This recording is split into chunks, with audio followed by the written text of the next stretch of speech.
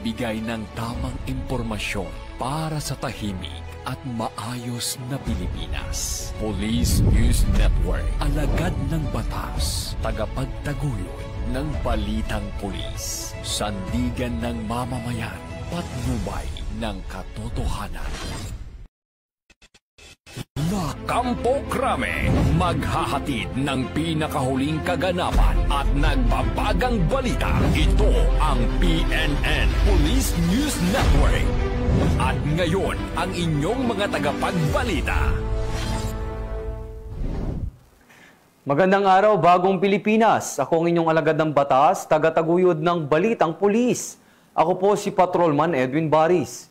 Maghahatid sa inyo ng tamang balita, kwento ng pulis at serbisyo para sa mamamayan.